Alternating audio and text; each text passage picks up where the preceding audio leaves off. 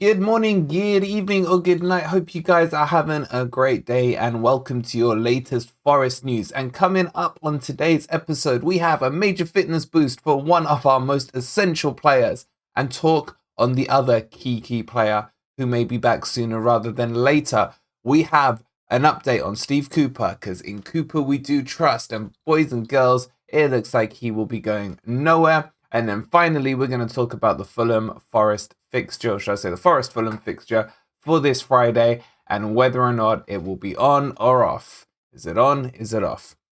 We'll get into it. Guys, before we do, if you are enjoying the content, please do not forget to give the video a quick like, subscribe to the channel if you are new, and thank you to all of you guys who have been using our Amazon link, which is in the description down below, to do all your shopping. It's completely free to do, and it does support the channel. And don't forget, we're giving you daily deals. So today on Amazon, you can grab hold of the Echo Dot 4th generation, which has 52% off it for $23.99. So if you're as lazy as me and can't even be bothered to turn off light switches, Alexa, game mode off.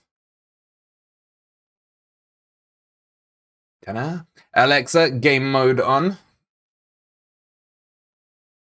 Then go ahead and check out the link down below. I don't know why I did that with the green screen behind me. You probably couldn't even tell. Anyway, guys, you're here for the Forest news, so let's get into it. And let's start with the beautiful man that is a Mangala.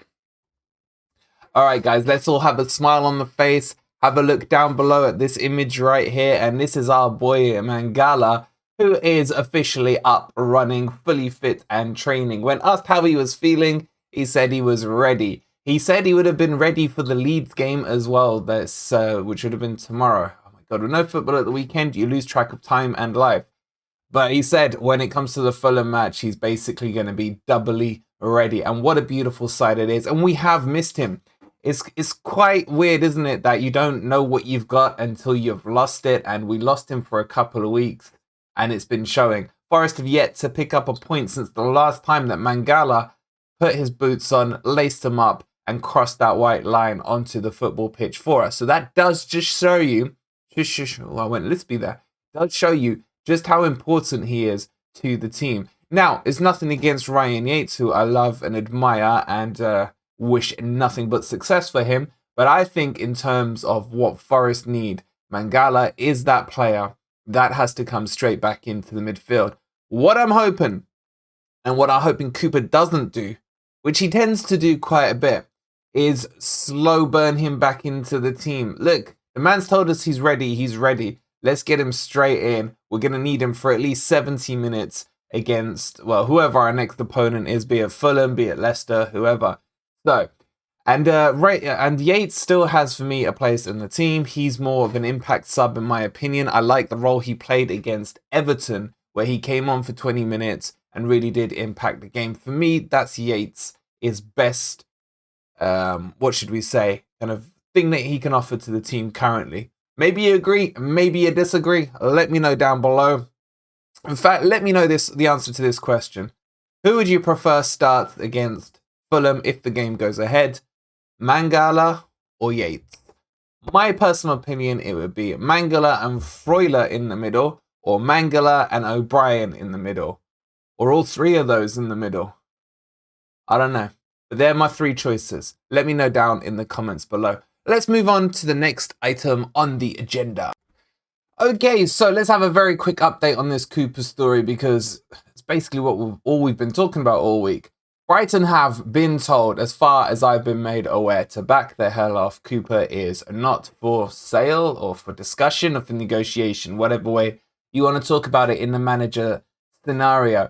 So they've been told basically as well, you'd be too stupid and it would cost you too much to get Cooper. And I don't think there's any interest from Cooper's perspective to go across to Brighton anyway. He is, despite what everyone says, in my opinion, extremely happy at Nottingham Forest and the business we've done over the summer and the way he's been backed by the owner, Marinakis. On top of that, there are people who are saying stuff about Cooper. He doesn't look happy, he looks miserable, blah, blah, blah. I just want to remind you guys one thing. He has had the shortest break out of all managers across all leagues in terms of a summer break. Remember, how could you forget? We won the playoffs. From the playoffs, he had about a week to 10 days off and then went straight back in to start sorting out the recruitment. Then the Premier League, then you had the pre-season training camp in Spain, the matches, etc. That was all within a week or two of him coming back from his very short holiday. And then the Premier League obviously started early because we got the World Cup this year, and he's basically going to be 24/7 football at the moment until the World Cup begins. And no doubt, even when that comes along, he'll be scouting players, he'll be looking at his own players, praying for no injuries, etc., etc. So I think Cooper is extremely tired, and why the hell would he not be with the amount of hours he's putting in? Come on, guys, in Cooper we trust. Grab your t-shirt from the merch store, the link's in the description below. But the signs are very, very positive. As I said to you before, Marinakis was not going to give them permission to talk to him, and it looks like nothing has changed on that front. So, double good news so far. Let's see if we can make it a hat trick as we go on to talk about the freaking football cancellations.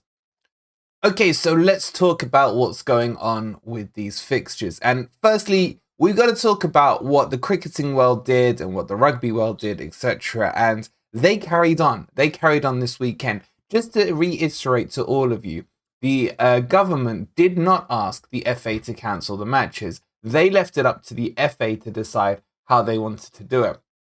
My understanding now is the FA's main reason for cancelling it was the fear of fans booing during a minute's silence or the national anthem, or however the agreed method would have been to honour the Queen. That for me is one of the dumbest things, if true, I have ever heard. I can't see. Look, I've seen so many and been part of so many minutes silence for so many different things at so many different clubs, rival clubs, you know, clubs I don't like, etc. And it is very, very rare that you hear any disrespect during times like this, be it if it's in Remembrance Day, be it if it's a death of someone or whatever. For the FA to go this far on this, it just doesn't make any sense, and I can't see anyone who would have been disrespectful about the whole thing. For me, the way the cricketers did it and the fans there was unbelievably fantastic, and I think that that's how we would have done it as football fans as well. And I think the FA is just being too political and too scared. I don't know if the right word is that, but it just feels to me it was stupid. It really was. We could have had the weekend of football. We already know that the Leeds match has been postponed is likely to now take place in February. That's how far away and that's how congested the fixture list currently is. So please do bear that one in mind. Now, in terms of the Fulham game, it is currently looking like it's going to be on. However, as I mentioned yesterday, the policing is the issue. Now, I know it's at Forest, but there are going to be matches in London. And with the funeral happening on the Monday, the police resources from London, your London clubs, your Spurs, your Arsenals, etc., the main resources is going to be pushed away from the football grounds and obviously towards the funeral procession, which will happen on Monday. Now, the question is, will that cause a knock-on cancellation to other parts of the country where obviously the policing stuff and everything is not going to be as impacted? But it might be as well, because there might be some, you know, not parties, but street gatherings and things like that to watch. And so there is resource strain there.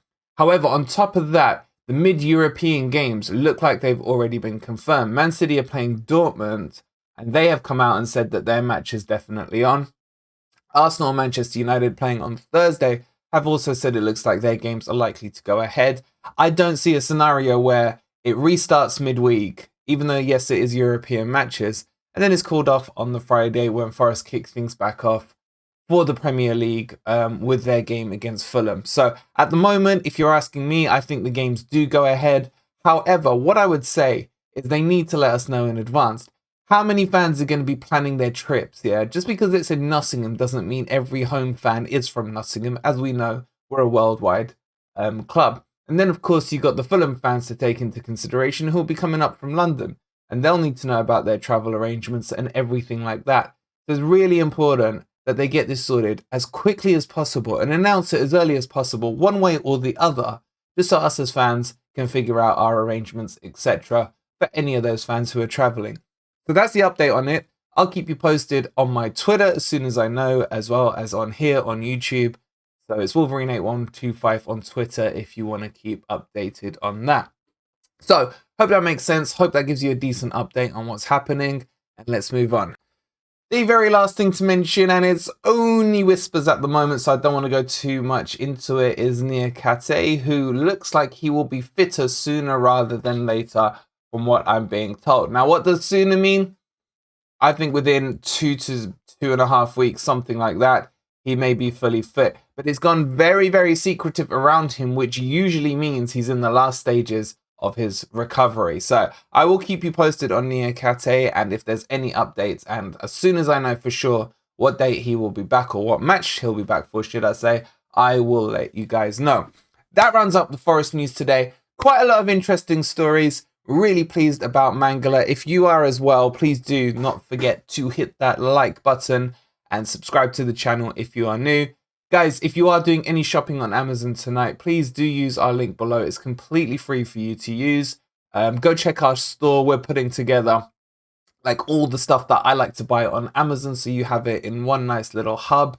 And also go check out the Amazon Echo, which has 52% off right now for $23.99. The link is pinned to the comments down below. Thank you guys for watching. We'll catch you on the next video.